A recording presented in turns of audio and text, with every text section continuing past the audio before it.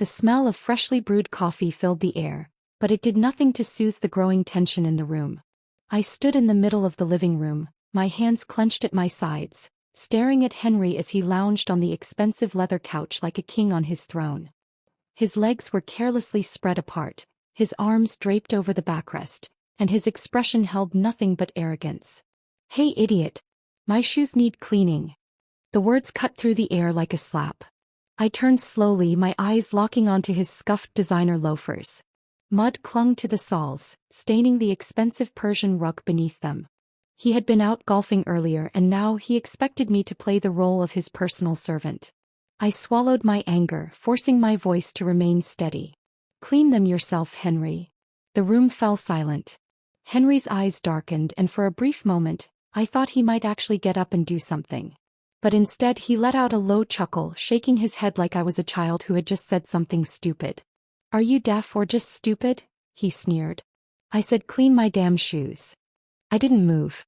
My chest tightened, my nails digging into my palms. Every fiber of my being screamed at me to lash out, to wipe that smug look off his face. But I didn't. "Not yet. You're out of your mind if you think I'm going to do that," I said, my voice sharper this time. Henry sat up, his amusement vanishing. "Excuse me." "You heard me," I repeated, my eyes locking onto his. "I'm not your servant, Henry." For the first time something flickered across his face. Annoyance? Anger? It didn't matter. I was done playing this game. The sound of approaching footsteps made us both turn. Vivian, my older sister, appeared in the doorway, her long brown hair pulled into a messy bun. She wore an apron over her casual clothes, a dish towel in her hands. She had been cooking, trying to keep things together like always. But now she stood frozen, her eyes darting between us. "What's going on?" she asked, her voice cautious. "Your useless brother thinks he doesn't have to pull his weight around here," Henry said, leaning back into the couch like he was bored with the conversation. I scoffed. "Pull my weight? You mean like when you have me running your errands? Fetching your drinks? Washing your damn car?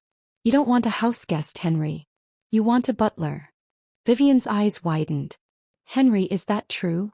Henry smirked. "Oh, come on, Viv. He's been freeloading off us for months. The least he can do is earn his keep." My jaw tightened. He made it sound so simple. Like I had chosen to be here, dependent on them. Like I had begged to be in this position. But the truth was, I had lost my job after the company I worked for shut down. My savings had drained quicker than I expected, and when my apartment lease ended, I had nowhere to go. Vivian had insisted I stay with her and Henry until I got back on my feet. Henry, however, had made it his mission to remind me every single day that I was a burden. "He's not a freeloader," Vivian snapped, surprising me. "He's my brother and he's staying here because I want him to. You don't get to treat him like a damn servant, Henry." Henry rolled his eyes, waving her off. "Whatever. If he wants to stay under my roof, he needs to act like a man instead of some charity case." I felt my stomach churn. I had never felt like less of a man than I did in that moment. Vivian looked at me, her expression softening. "You don't have to listen to him, Nathan." I forced a smile. "I know. But deep down I didn't feel it." I turned and walked away, locking myself in my room. That night, as I lay in bed staring at the ceiling, Henry's words echoed in my mind. Freeloader. Charity case. Useless. My hands curled into fists. I was done. Henry had disrespected me for the last time. And I was going to make sure he paid for it. Lying in bed that night, staring at the ceiling, I felt my anger solidify into something sharper. Something calculated. Henry had humiliated me for months. He had treated me like a stray dog Vivian had dragged in, only good enough to run errands and serve him. And the worst part? He truly believed he was untouchable. But everyone has a weakness. Henry's was his arrogance.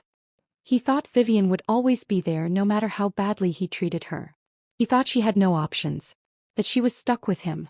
I was about to prove him wrong. The next morning I started paying closer attention to Henry. Not just his insults or his lazy arrogance, I already knew those too well, but his habits. His patterns. I noticed how he barely acknowledged Vivian when she spoke. How he never complimented her, never asked about her day. He treated her as an afterthought, a fixture in his life rather than a partner. I also noticed something else. Henry was unfaithful. It wasn't obvious at first, but once I looked closer, the signs were all there. The lingering text notifications he would quickly swipe away.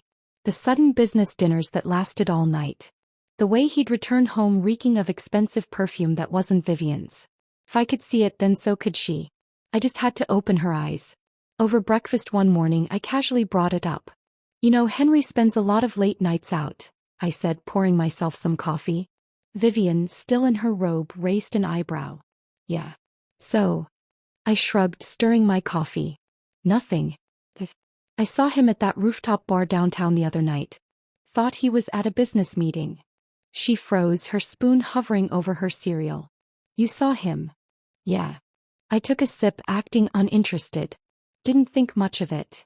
She frowned, stirring her cereal slower now. The seed had been planted. Later that week I did it again. This time I accidentally left a tab open on my laptop with a private investigator's website displayed. What's this? Vivian asked, leaning over my shoulder. I feigned surprise, quickly closing the tab. Nothing. Just thinking of getting some proof about Henry. You know, in case you ever wanted to see for yourself. She didn't say anything, but I saw it in her face. The doubt, the curiosity. He was starting to question things. Vivian wasn't going to leave Henry just because he was a bad husband. She needed to see that she had options. That there were men out there who would actually value her. Jason was everything Henry wasn't. Handsome, successful, respectful, and most importantly, interested in my sister. I had met him years ago through a mutual friend. He was a hotel tycoon, wealthy beyond reason, but he had a quiet charm about him. He wasn't flashy. He didn't need to be. When Jason walked into a room, people just paid attention. One night over drinks, I told him about Vivian. She's smart, beautiful, and stuck in a marriage with an ungrateful bastard, I said, watching his reaction carefully. Jason raised an eyebrow, sipping his whiskey. And you want me to what? Sweep her off her feet. Something like that, I smirked. Just show her what a real man is like. Jason leaned back in his chair, thinking. Then he smiled. All right, he said. Let's give her something to think about. The hardest part was getting Vivian to meet Jason without her suspecting I was setting her up. I waited for the perfect opportunity. An evening when Henry was out working late. Viv, let's go out for dinner, I suggested. You've been working hard. You deserve a break. She hesitated. I don't know. Henry doesn't like me going out without him. I forced a casual laugh. Henry doesn't like doing a lot of things, like treating you with respect. She sighed, then finally nodded. All right. But just for a little while. I took her to an upscale restaurant downtown where Jason was already waiting. The moment she saw him, I knew she was intrigued. Jason had that effect on people. Tall, impeccably dressed, with a quiet confidence that made him stand out without trying. He was a man who had the world at his feet, and yet he treated everyone around him with kindness. The opposite of Henry in every way. Jason stood as we approached, flashing a warm smile. Nathan. And you must be Vivian. Vivian offered a polite smile, but I could tell she was nervous. Nice to meet you. As the night went on, I watched her transform. She laughed more. Smiled more. Looked more. Jason listened intently to everything she said, nodding, engaging, making her feel seen. And for the first time in a long time, I saw a spark in her eyes. Something I hadn't seen in years. By the time we left, she was glowing. I had fun, she admitted as we drove home. I smirked. Maybe you should go out more often. She laughed, but I could tell something had shifted. Henry had no idea, but his days were numbered. The days after Vivian met Jason were interesting, to say the least. She didn't say much about that night, but I could tell something had changed. She had always been a woman who carried herself with quiet dignity, but lately, I noticed her glancing at herself in the mirror more often, fixing her hair with a little more care. She even started wearing perfume again. Not the casual scents she used for daily wear, but the elegant, expensive ones she used to wear when she first married Henry. Most importantly, she was no longer trying so hard to please her husband. Henry, of course, was oblivious. He still came home late, still ignored her when she spoke, still tossed his jacket onto the nearest chair like he expected someone to pick it up for him. But what he didn't realize, what he never saw, was that the woman he had taken for granted was slipping away right under his nose. And I was going to make sure he noticed. One evening, Henry stomped into the house, his face twisted with frustration. "Vivian," he bellowed, throwing his bag onto the couch. "Where the hell is my dinner?" Normally, Vivian would rush from the kitchen, full of apologies, scrambling to serve him. Not today. Instead, she walked out of the bedroom, calm, poised, wearing a sleek black dress and a pair of heels I hadn't seen her wear in years. Henry blinked, his anger momentarily replaced by confusion. "Where are you going?" he asked, narrowing his eyes. Vivian barely glanced at him as she adjusted her earrings. "Out." Henry frowned. "Out? With who?" "A friend." Something about the way she said it made Henry pause. For the first time in a long time he really looked at her. The dress. The heels. The hint of perfume in the air. "You never go out," he muttered. Vivian gave him a small, knowing smile. "Maybe I should have started earlier." And with that she picked up her clutch and walked out the door. Henry stared after her, stunned. I almost laughed at the sight. The great Henry Walker, speechless for once in his life. That night Henry was restless. I could hear him pacing the living room, opening the fridge, closing it again. He tried to watch TV but he wasn't really paying attention. He checked his phone multiple times. Vivian didn't come home until midnight. When she walked in she was glowing. I didn't have to ask where she had been, I already knew. Jason had taken her to one of his hotels for dinner, and by the look on her face she had enjoyed every second of it. Henry sat up as soon as she walked in. "Where the hell have you been?" Vivian raised an eyebrow. "I told you I went out." "With who?" he demanded. Vivian simply smiled and walked past him without answering.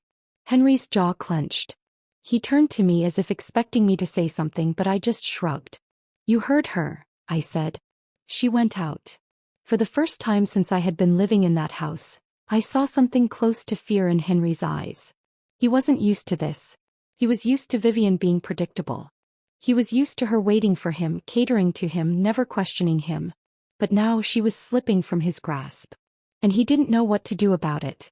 A few days later I decided to give Henry one last push. I left my phone on the coffee table, accidentally unlocked, with a text conversation with Jason displayed on the screen. "Jason, she deserves better than him.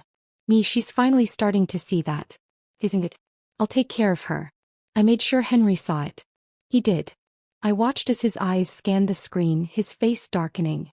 His hands curled into fists. "Who the hell is Jason?" he snapped, turning to me. I smirked. "A friend." Henry glared at me. "What kind of friend?" "The kind that treats Vivian with respect." That was all it took. Henry stormed out of the house, his car screeching out of the driveway. I knew exactly where he was going. Straight to Jason. Jason had expected this. He was waiting. When Henry burst into the private lounge of one of Jason's hotels, fists clenched, Jason was already sitting at the bar, a glass of whiskey in hand. "Ah," Jason said, glancing at him with mild amusement.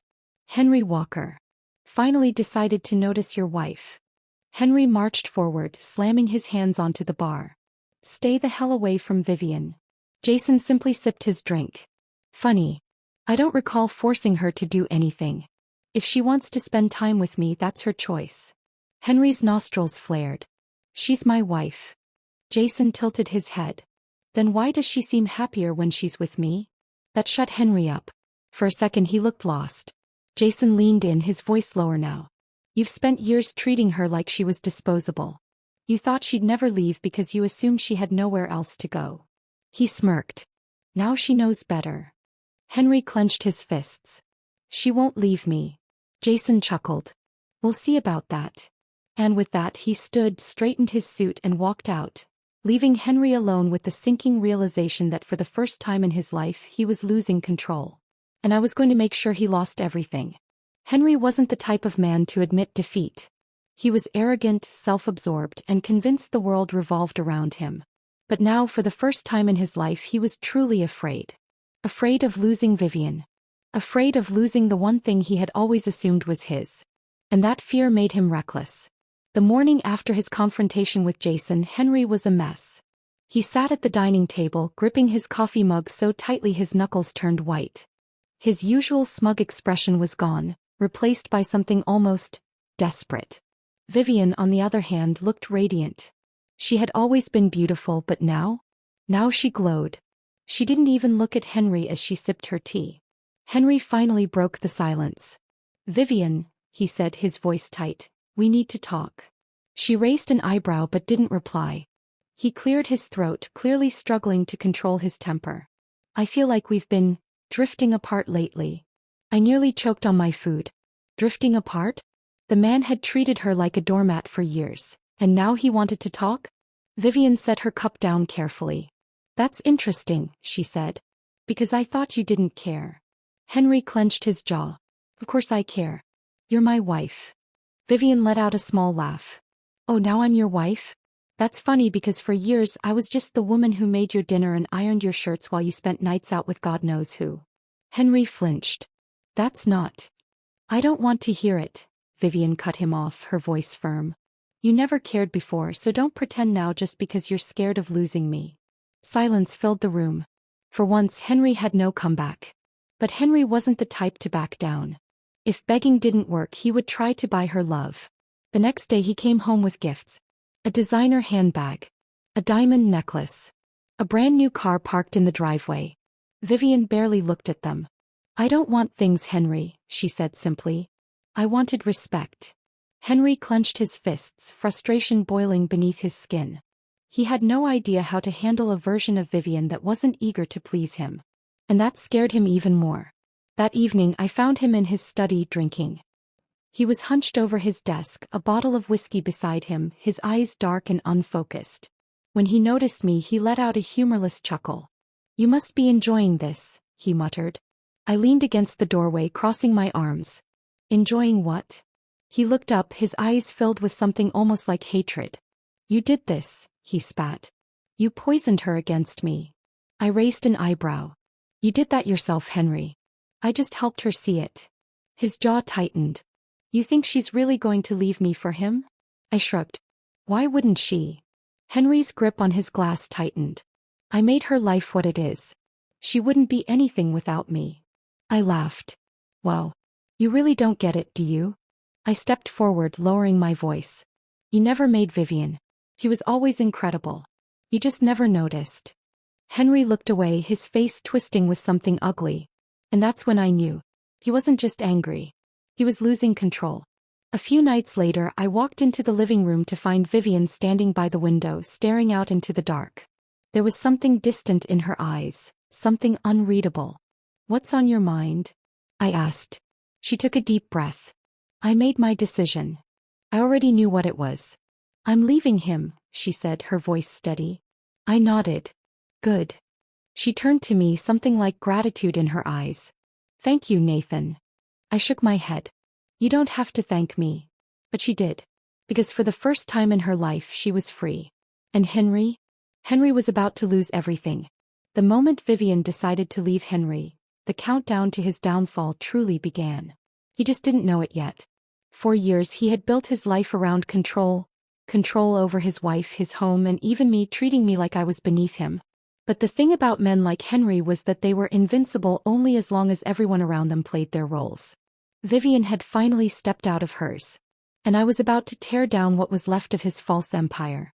It was a quiet Saturday morning when Vivian packed her things. She wasn't dramatic about it. There were no screaming matches, no bitter arguments, just quiet determination as she folded her clothes into a suitcase. She had already made arrangements to stay at one of Jason's penthouses, and by evening she would be gone. I sat on the couch, watching as Henry paced the living room like a trapped animal.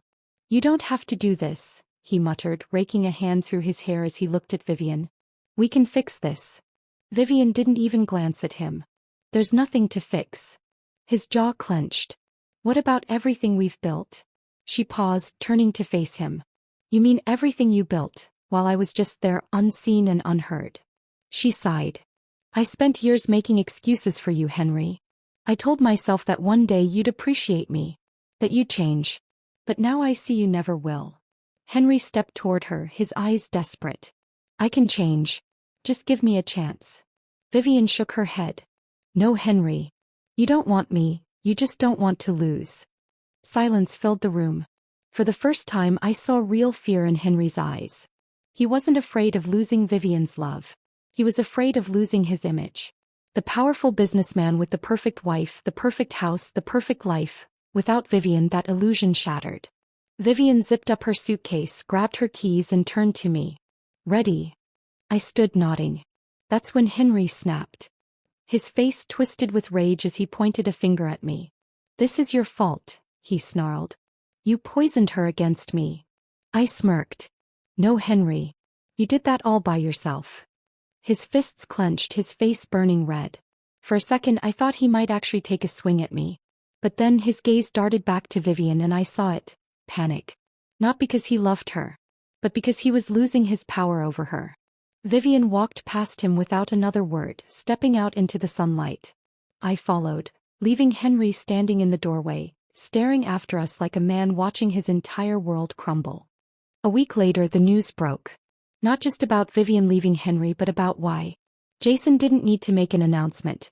He simply took Vivian as his date to a high-profile charity event. The moment the cameras caught them together, rumors exploded like wildfire. Henry's business associates, his colleagues and his so-called friends, all of them whispered behind his back. A billionaire took his wife. Damn. He always acted like he was untouchable. Guess not. And the worst part? Vivian looked happier than she ever did with Henry. Henry didn't take it well. The first few days he tried to act like he didn't care. He still showed up to work, still pretended everything was fine.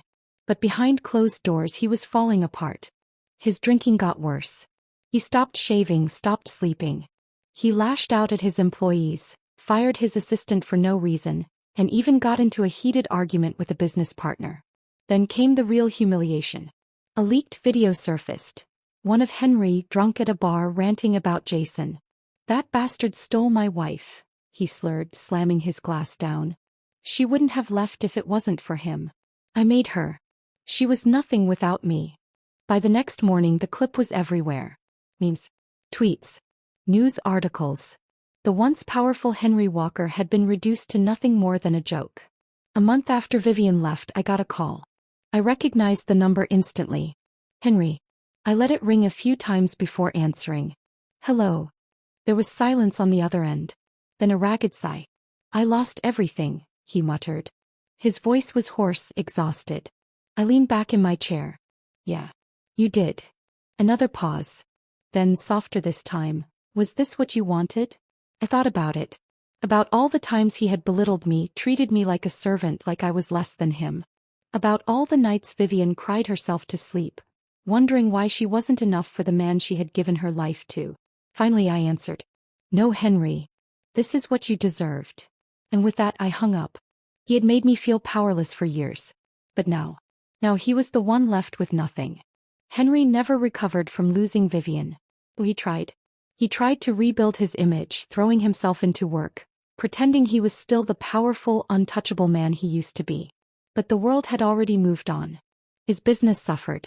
Investors pulled out. Former friends distanced themselves.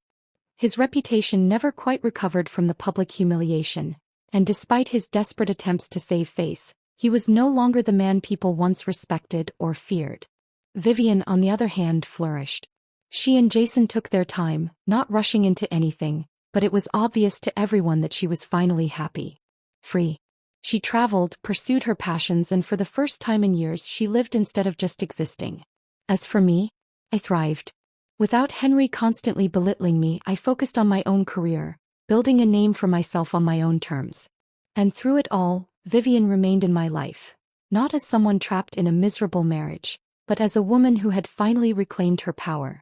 One evening, months after everything had unfolded, we sat on a balcony overlooking the city, sipping wine as the sun dipped below the horizon. Vivian turned to me with a soft smile. Do you regret it? I raised an eyebrow. Regret what? Helping me leave. Watching Henry fall. I thought about it for a moment, then shook my head. No. He had it coming. She chuckled. That he did. There was a long pause before she added, Thank you, Nathan. For everything. I met her gaze and smiled. You don't have to thank me. You did this for yourself. And she had. Henry thought he could control her forever. But in the end he lost. And the best revenge? She didn't just leave him. She became someone he could never have again. And I made sure he watched every second of it.